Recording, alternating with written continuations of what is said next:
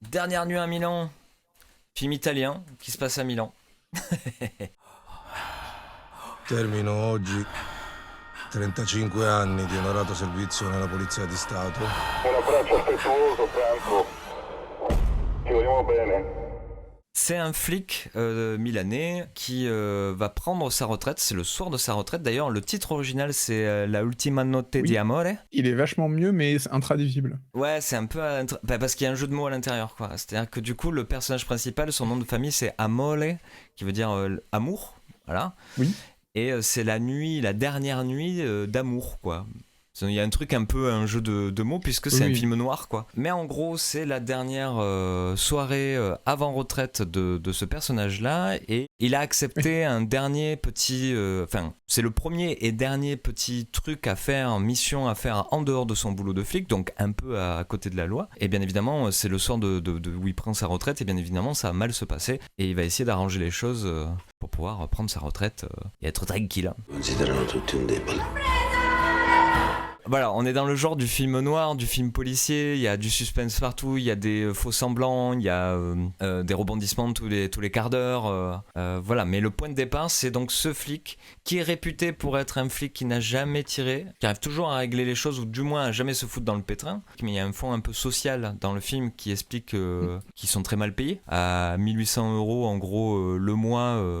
pour vivre à Milan, en fin de carrière, c'est quand même aberrant, et que c'est pour ça qu'il accepte. C'est un truc un peu, pas un cliché, mais c'est un truc qu'on voit habituellement un peu dans ce truc-là. Il accepte cette mission un peu particulière, quoi. Lui abbocca sempre tutto. Abbiamo scelto perché eravamo sicuri. Ouais, si j'appuie sur le côté film noir, c'est que vraiment, pour le coup, c'est vraiment un vrai film policier, vrai film noir, et ça fait plaisir, quoi. On est vraiment dans un truc, on est dans les codes, quoi. J'allais te dire, qu'est-ce que t'en as pensé, du coup ? J'en ai pensé du bien. Ça a été vraiment un... comme tu as dit, ça fait plaisir de voir un film comme ça. C'est-à-dire que c'est pas un chef-d'œuvre en tant que tel, c'est pas un film d'auteur en tant que tel, mais c'est un peu comme avec Misanthrope, c'est un peu ce que l'on pouvait voir nous dans notre jeunesse, c'est juste du bon film de divertissement dans les codes qui raconte quelque chose, qui a des vrais personnages avec Pier Francesco Favino, putain, il joue sa vie, et putain, ça fait plaisir de voir des acteurs qui croient au cinéma populaire, en fait, en Europe. C'est pas juste il le prend au-dessus de la jambe, tiens, je joue un flic. Non, t'y crois, mais dès la première minute, quoi. Et puis vraiment, le film a quelque chose à te raconter. C'est du divertissement, mais en même temps, il y a un peu de social, ouais. Il y a des trucs à raconter sur l'Italie actuelle. Oui, c'est pas démentiel, mais c'est fait avec sincérité, et ça touche là où ça doit toucher, quoi. Voilà. Et c'est ça que j'ai trouvé assez cool, en fait, dans ce film, c'est que en fait, comment dire, j'ai passé un peu le début du film à me dire, mais il y avait plein de moments où je disais, oh là là, putain, là ça va un peu, c'est un peu grossier et tout, et puis il y a cette séquence de course-poursuite et tout ce qui se met en place après qui fait que du coup le début du film aussi t'aide à mieux appréhender certains rebondissements et tout. Mais alors cette course-poursuite, j'ai fait ah ouais putain, là c'est il y a un metteur en scène, quoi. Abbiamo scelto perché eravamo sicuri Cosa c'è nella valigetta? che non avrebbe reagito. Fermato! Tout d'un coup le film il te prend, il te lâche pas jusqu'à la fin, quoi. Et ça, c'est de plus en plus rare, quoi. Il y a juste eu un moment, tu sais, c'est dans les bons films en général que ça me fait ça, tu sais, tu regardes le film, tout d'un coup tu te réveilles un peu, tu fais putain, mais il faut l'écrire, ce truc-là, il faut le réaliser, ce truc-là, il faut, putain, c'est au cordeau, quoi. Vraiment, à partir de la course-poursuite et tout ce qui s'ensuit, tu te dis, ah ouais, chaque plan, chaque truc, ça t'amène, et toi t'es complètement acteur, t'es avec lui, quoi. On est vraiment, du coup, si on veut prendre les maîtres, pas les maîtres, mais le cinéma de base vers lequel il tend, ce film-là, c'est Hitchcockien, quoi. C'est con à dire, mais c'est vrai. Il joue avec le spectateur tout le long, sur le regard, les faux semblants. Il y a un truc qui est génial, c'est que du coup, on te dit ça un petit peu, que c'est quelqu'un qui observe plus qu'il, tu vois, machin, qu'il agit et tout. Et en fait, c'est mis en pratique dans le film, et c'est génial. Et la musique, j'ai beaucoup aimé la musique aussi. La musique, c'est marrant, je vous en parle. Mais elle était un peu forte chez moi. Je sais pas si c'était que chez moi. Non, en fait, il y a un effet, qui est tout droit hérité des films, des polars des années 70 italiens. En tout cas, c'est une musique qui te donne le tilt que on est dans ce genre de film un peu politique, social, polar et tout. Et ça fait du bien, ça fait du bien d'entendre une musique comme ça.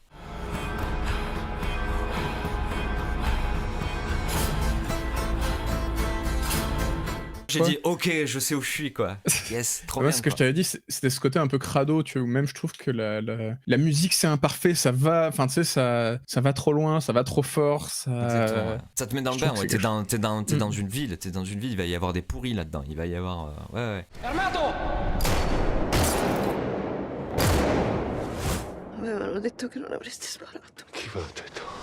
Qu'est-ce que je veux dire? Oui, la relation du coup avec sa femme, il y avait en sortant du film, maintenant j'ai un peu plus de recul, quoi, mais en sortant du film, ça m'a un peu gonflé parce qu'encore une fois, c'est bon, après on est dans du film majoritairement masculin en général, si tu veux rendre hommage au film noir et tout, mais c'est vrai que le personnage de cette femme, tu fais, ouais, bon, je comprends comment il l'a défini et tout, c'est un peu à l'ancienne, c'est-à-dire elle est concon, mais en fait elle est pas si concon, tu vois, enfin bon voilà, elle est quand même courageuse, tu vois, et tout, et tu fais bon, mais lui aussi finalement, dans tous les portraits de personnages qu'il y a, on est dans le cliché, on est dans le code et tout ça, et j'ai pensé, je me suis dit, il y avait peut-être une tentative aussi, puisque c'est des gens qui ont travaillé le film noir aussi au corps dans leur carrière, il y a une tentative de vouloir faire un peu du Cohen aussi, du frère Cohen avec ce personnage-là. Ça m'a fait penser un peu à Frances McDormand dans Burn After Reading ou d'autres personnages des frères Cohen qui, entre guillemets, sont impliqués dans une histoire et ils le font en rapport au film et aux histoires qu'ils ont déjà vues. Et malgré leurs codes qui sont des codes un peu con-con, c'est-à-dire que lui, au bout d'un moment, il lui dit mais on n'est pas dans un film, putain, on n'est pas dans une sitcom américaine, on n'est pas dans une série américaine et tout. Mais malgré tout, avec cette logique-là, elle arrive à faire des trucs que lui n'aurait pas pu faire en étant trop cartésien, quoi, tu vois. Ouais. Ce qui amène à une séquence assez folle de suspense, mais qui est un peu drôle. Et là, ça m'a fait penser aux frères Cohen, quoi, avec l'histoire du téléphone là. Ouais. Ouais. Je sais pas pourquoi j'ai pensé à ça, quoi. Je me suis dit c'est totalement le truc. Et du coup, en comparaison, j'étais là. C'est un peu moins. Voilà. Moi, ce qui m'a plu, entre guillemets, par rapport à ça, c'est que pareil, au début, je savais pas où me placer par rapport à ce personnage féminin. Et en fait, et surtout par rapport à ce personnage masculin, comment lui la voit, comment lui la considère, etc., je trouvais que c'était assez flou, tu vois. Et c'est cette espèce de discours de fin qu'il finit par avoir, qui pour moi n'est pas un discours réaliste, c'est-à-dire que dans la vraie vie, tu fais ça, on t'attache, tu es torturé, et puis... Bon, torturé, c'est vraiment si t'es sadique, t'es tué, c'est tout, quoi. Enfin, voilà. Mais du coup, ce que je trouvais bien dans ce discours-là, c'est que d'un seul coup, ça te dit quelque chose par rapport à ce personnage-là, à l'Italie actuelle et ces hommes-là, à lui, sa femme, comment il la voit, etc. Et qu'en fait, il y a une forme de bienveillance, en fait. Moi, j'ai trouvé, alors bon, on va pas spoiler, mais j'ai trouvé que donc du coup, dans ce discours, dans ce choix qu'il fait, ce discours qu'il fait... au grand méchant en gros, il y a un truc de dire, je trouvais qu'il y avait une revendication où ça te disait oui c'est un film qui comprend d'où il vient et voilà c'est un discours un peu à gauche quoi, et en même temps c'est de dire rendez le divertissement à gauche, rendez le populaire à gauche, le populaire est devenu à droite entre guillemets, je parle politique là, mais que comment dire, toute la classe ouvrière et compagnie est partie plutôt vers la droite voire l'extrême droite, et que là c'est un personnage qui dit merde c'est quoi, il faut peut-être des personnages comme moi pour qu'à un moment, l'ouvrier, la personne qui est d'en bas, ait ces valeurs-là aussi, quoi, entre guillemets. Je sais pas comment expliquer, quoi. Mais oui, parce que sur le moment, j'ai fait, ouais, c'est complètement irréaliste, mais en même temps, ça fait du bien. Tu fais, ouais. Mais oui, mais il est on est vraiment ouais. on est devant vraiment un film populaire où tu fais, ouais. Tu vois. Mais voilà, non, en tout cas, ouais, Dernière nuit à Milan, ouais, c'est vraiment, il dirait pas comme ça, hein, mais c'est un super film, vraiment. Comme je t'ai dit, en sortant de la salle, il y avait plein de trucs où je me disais mais c'est pas aussi bien que les frères Cohen, mais c'est pas aussi bien que ça. Et puis après, je me suis dit, mais j'ai pas vu d'autres films comme ça depuis combien de temps?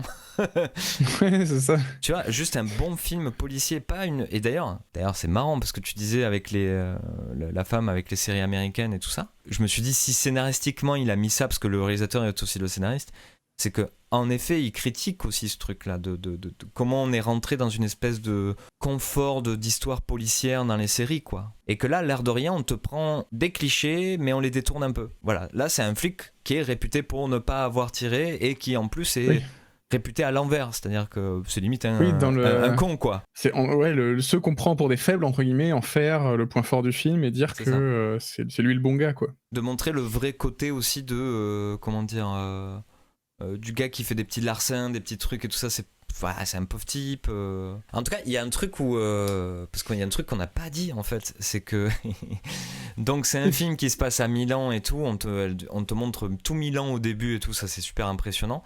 Et donc l'histoire de cette course-poursuite, c'est qu'elle arrive au bout d'une demi-heure, un truc comme ça.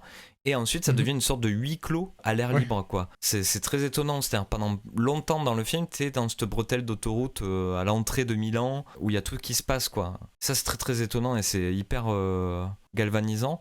Et en effet, il y a parfois des moments où ça s'arrange un peu avec la réalité, quoi. Bah, rien que les personnages qui discutent de trucs de ouf au milieu à des 2 autres cm, ouais.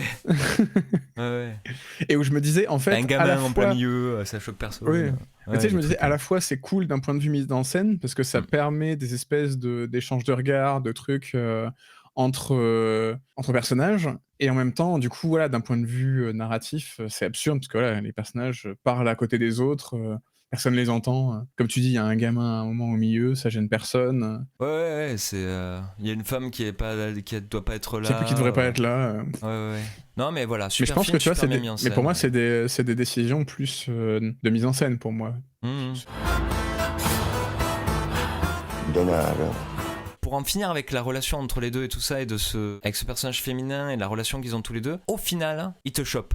Oui. Tu crois à leur relation, du coup. Et comme tu dis, le discours de fin, du coup, tu comprends que c'est pas qu'il va dans son sens à elle, c'est qu'au fond, il se dit, mais ouais, elle a raison, on devrait y croire à ces histoires. C'est ça où je disais, il y a un truc aussi politique dans ce truc-là. Merde, ouais, est-ce que ça pourrait pas se finir comme dans une série américaine aussi, ouais. Et puis, on mérite aussi, nous aussi, d'être heureux, tu vois, il y a un voilà, truc... c'est ça, exactement.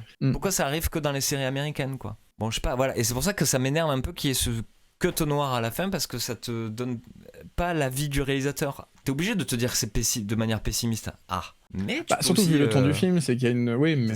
Est-ce qu'il est vraiment condamné du moment qu'il a fait cette faute morale, quoi? Est-ce qu'il est... Il y a rien, en tout cas dans la mise en scène, qui va dans ce sens-là, quoi. C'est vraiment, on est juste dans... Dans l'instant, en vrai. Ouais. Écoutez, nous sommes à 49 minutes, nous avons parlé de La Dernière Nuit à Milan, on vous le recommande bien évidemment si ça passe près de chez vous, voilà, c'est trop bien, on passe vraiment un bon moment. Si vous aimez ce genre de film, mais du coup c'est pour ça que la dame que j'ai croisée à la sortie du film, je lui ai dit voilà, faut quand même aimer ce genre de truc parce que c'est pas les polars qui passent partout et que qu'on a l'habitude de voir, quoi, c'est un peu plus...